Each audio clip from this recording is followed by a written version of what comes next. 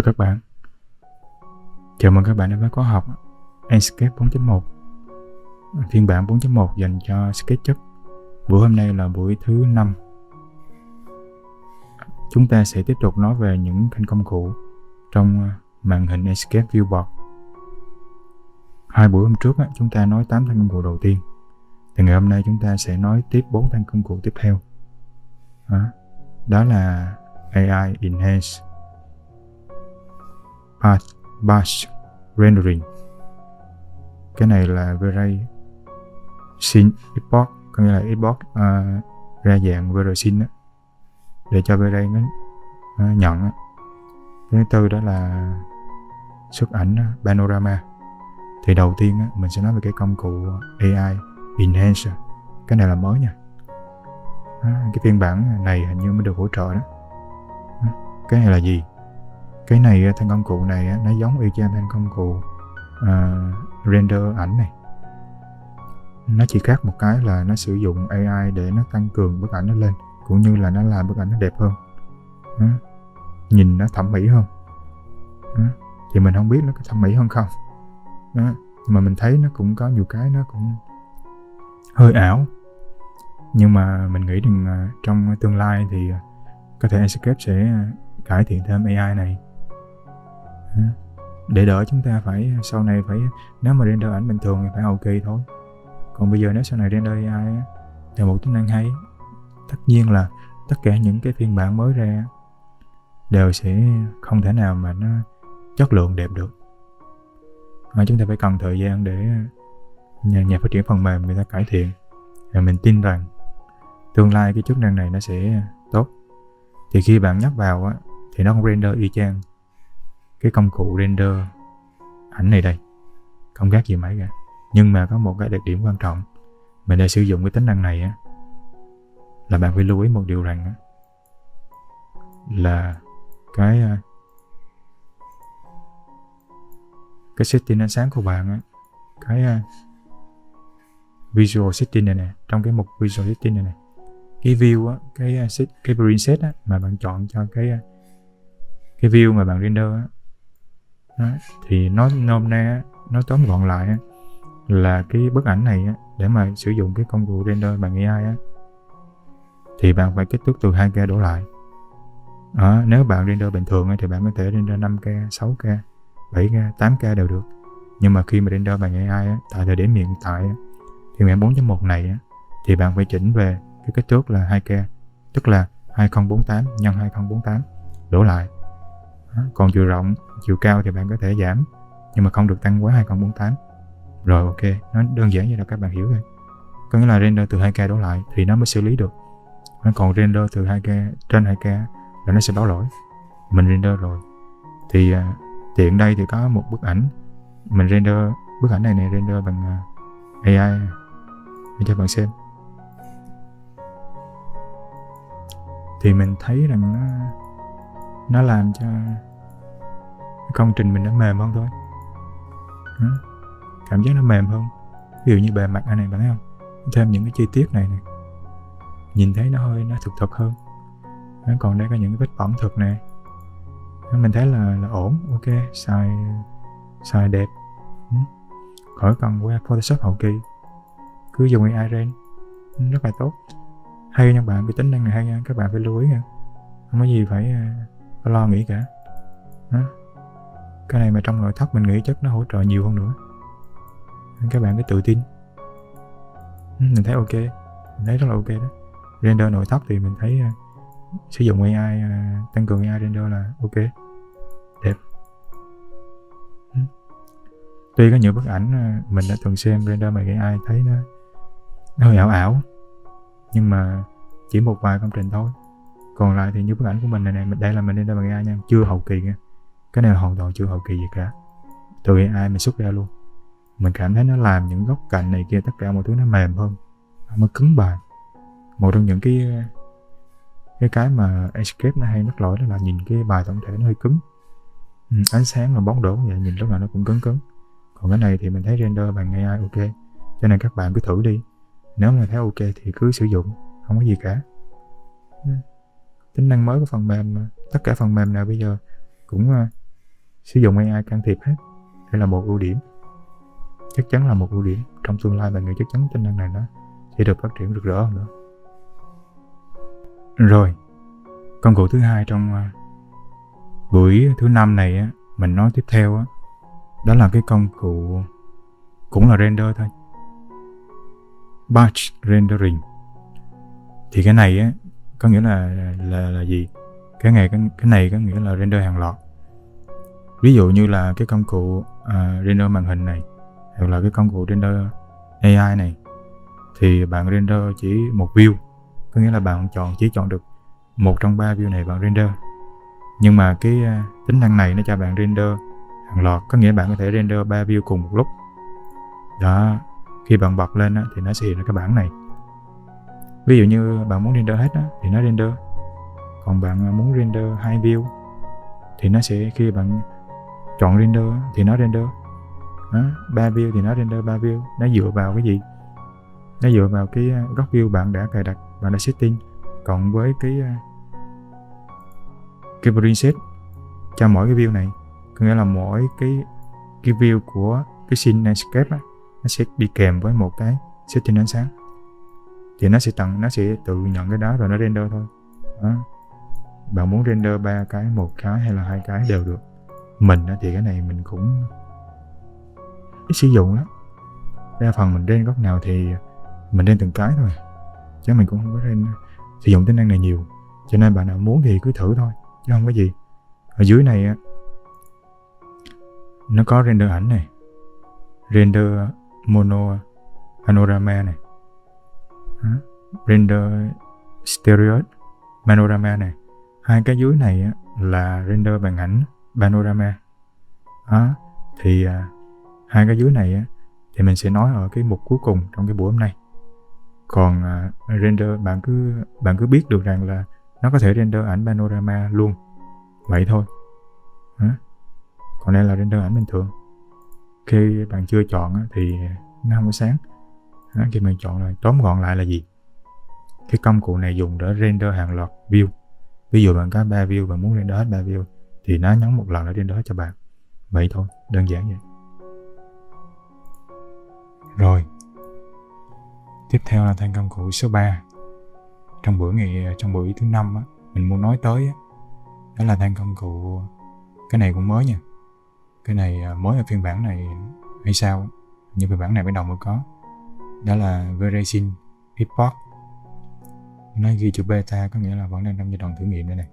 Nhưng mà thử nghiệm này, nó ghi cái chữ là xuất ra escape, view escape ra một Verizon file. Thì nếu mà các bạn nào đã sử dụng Verizon thì chắc chắn biết rằng là cái file đuôi Verizon là cái gì, hoặc là Vantage đều phải biết cái đuôi này, cái file này. Cái file này theo mình tìm hiểu nó là một cái dạng tệp ASCII. Trong này nó sẽ chứa những cái tập tin, nó chứa những cái dữ liệu là bao gồm vật liệu nè, hình học của khối công trình nè, ánh sáng. Nói chung là nó chứa những cái thiết lập của phần mềm vào trong đó. Và cái này được ứng dụng rất là nhiều. Ví dụ là xuất cây cối từ 3D Max qua V-Ray bằng cách là xuất ra dạng Verizon và sử dụng V-Ray chúng ta import vào. Cái này thì mình nói thêm nha, chứ thực sự là bạn nào mà mấy anh em mà chưa có sử dụng V-Ray hoặc là Vantage nhiều thì cũng không có cần để ý lắm đâu. Mình chỉ nói cho biết sau này nếu mà có ai mà muốn sử dụng thì làm thôi. Mình ví dụ một cái file Verizon đây. Đây là một cái file Verizon mà sau khi xuất từ 3D Max ra để V-Ray của SketchUp nhận thì nó như thế này thôi, gồm một cái file đuôi là Verizon kèm theo những cái map vật liệu cho cái file này. Đây là file cây cối. Để mà đưa cái file này vào trong SketchUp thì khi mà Enscape dùng cái đây, khi mình mở cái thanh cụ nó lên thì cũng giống như cái công cụ xuất ảnh hàng loạt thôi. Thì bạn muốn chọn cái view để bạn xuất, rồi bạn nhấn thử export là nó xuất ra thôi. Khi nó xuất ra thì nó sẽ có một cái file như nó cũng tạo một cái file như thế này đó.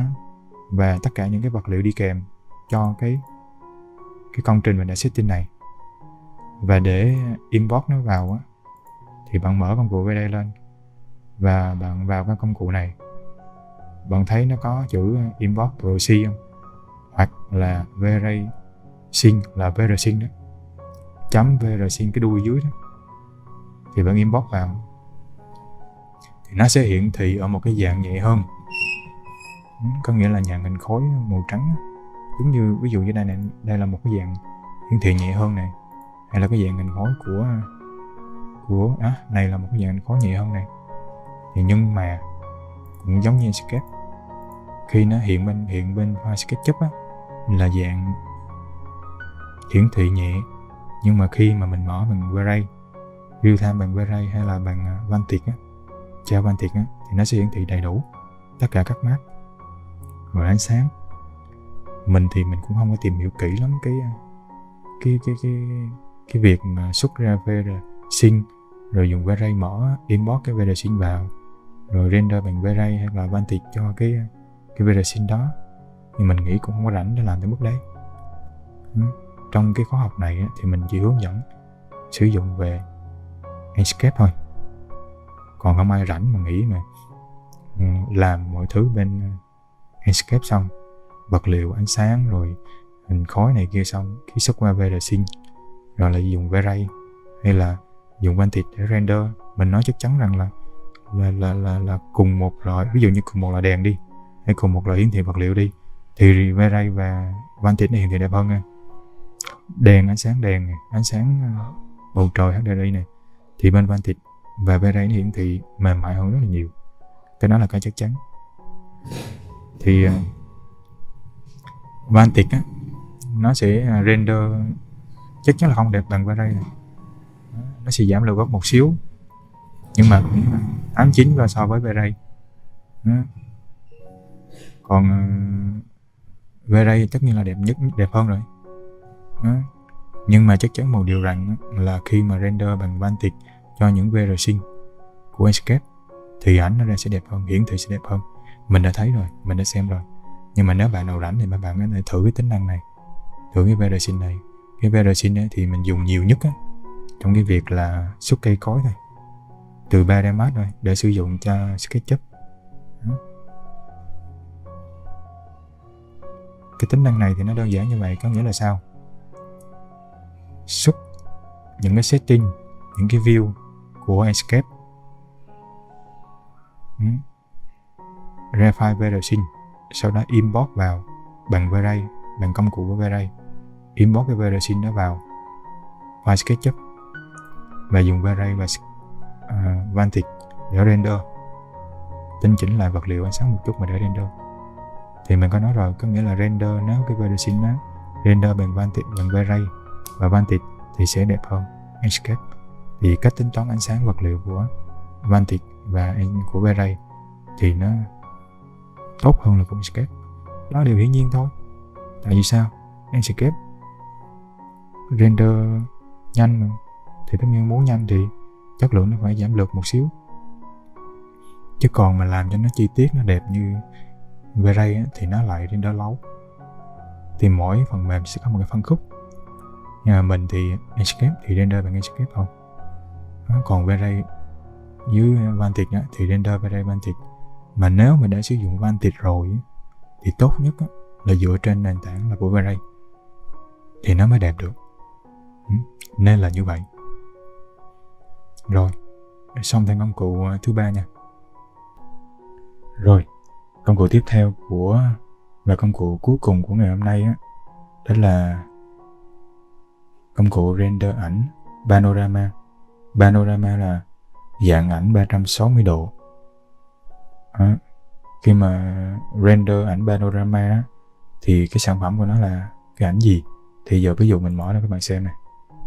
Đây là một dạng ảnh Panorama này, 360 độ, có nghĩa là nó cho phép bạn xoay quanh, xoay được 360 độ quanh cái vị trí mà bạn đứng. Thì cái tính năng này của Enscape á, mình không có sử dụng tính năng này, cho nên là mình chỉ nói sơ qua để các bạn biết về cái dạng cái tính năng này của Enscape. Thì Enscape nó cũng sẽ render được nha bạn. Và khi render thì nó sẽ up lên cái dữ liệu, cái tài khoản của bạn á, ở Chao account á, nó sẽ up lên cái khi bạn render thì nó sẽ tự động up lên cái trang chủ của Enscape, nơi mà các bạn có tài khoản ở trên đấy. Trong cái ảnh panorama này á, thì Enscape nó cho phép bạn render hai dạng. Một dạng là mono panorama và hai là stereo panorama. Thì hai cái dạng này nó khác nhau là gì? Mono panorama là dạng render ảnh 360 độ đơn kênh, có nghĩa là âm thanh và hình ảnh nó sẽ lấy từ một hướng á. Thành ra là cái ảnh panorama này á, nó sẽ được trình chiếu ở trên màn hình máy tính thông thường thôi, nó sử dụng mục đích như vậy. Còn cái dạng thứ hai là stereo panorama là cái dạng ảnh panorama này á, nó có nghĩa là dạng hai kênh, nó khác cái dạng mono panorama. Âm thanh hình ảnh á, thì nó sẽ thu từ hai kênh trái phải. Cho nên mức độ chân thực của nó, chiều sâu của nó sẽ tốt hơn rất là nhiều so với monorama. Stereo panorama là dạng ảnh 360 độ sử dụng cho cái kính thực tế ảo của các bạn. Đây, cái kính thực tế ảo này thì cũng có cái công cụ mà được sử dụng trong Enscape nha. Thì cái này mình sẽ nói video cuối trong cái bộ mà video nói về Enscape Viewport. Thì tóm gọn lại là gì? Cái công cụ này thì hầu như mình không có xài. Bạn nào xài, bạn nào sử dụng có thể lên trang chủ tìm hiểu thêm. Cái ảnh panorama là ảnh 360 độ, nó có hai dạng là dạng mono và dạng stereo. Dạng mono là dạng đơn kênh, dùng cho những cái màn hình máy tính thông thường, dùng để hiển thị nói chung những cái thiết bị thông thường. Còn cái dạng stereo đó là dạng hai kênh. Còn đơn kênh như thế nào, hai kênh như thế nào thì bạn dành thời gian, nếu bạn muốn tìm hiểu kỹ thì bạn có thể dành thời gian tìm hiểu trên trang chủ hoặc là những cái thông tin từ những cái kênh khác. Nói chung cái này thì rất là nhiều chia sẻ rồi, mình chỉ nói thêm để các bạn nắm là trong ảnh 360 độ của Enscape có hai dạng được render, đó là đơn kênh và đa kênh, mono và stereo. Mono là dùng cho khi mà chúng ta trình chiếu ra những cái thiết bị thông thường. Còn stereo là cái dạng thu từ âm thanh và hình ảnh hai kênh thì dùng cho thiết bị, nó sẽ dùng được cho thiết bị thực tế ảo VR, vậy thôi. Tóm gọn lại chức năng cuối cùng nó chỉ có như vậy. Rồi, cảm ơn các bạn. Buổi học thứ 5 tới đây là kết thúc. Cảm ơn các bạn đã xem video. Nếu mà các bạn thấy kiến thức có ích, các bạn hãy đăng ký kênh cũng như là like, comment để mình có động lực mình làm ra những cái sản phẩm tốt hơn.